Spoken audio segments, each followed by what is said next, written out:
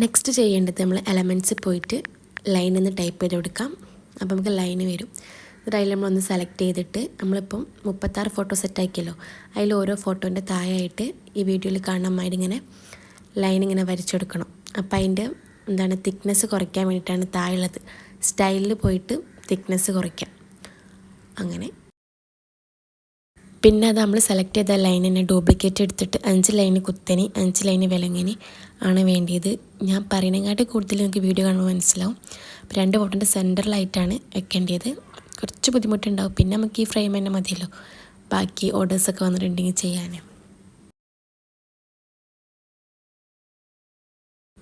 ലൈനൊക്കെ സെറ്റായി കഴിഞ്ഞതിൻ്റെ ശേഷം നമ്മൾ ഓരോ ഫോട്ടോയിൽ നിന്ന് റിമൂവ് ചെയ്തെടുക്കുകയാണ്.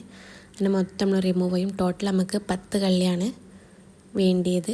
അപ്പോൾ അങ്ങനെ 36 ഫോട്ടോ സെറ്റാക്കാൻ വേണ്ടിയിട്ട്. അപ്പോൾ ഓരോ ഫോട്ടോസ് നമ്മൾ ഡിലീറ്റ് ആക്കുകയാണ്. ഈ ഫ്രെയിം തന്നെ മതി ബാക്കി ഓർഡേഴ്സൊക്കെ കിട്ടിയിട്ടുണ്ടെങ്കിൽ ചെയ്യാൻ.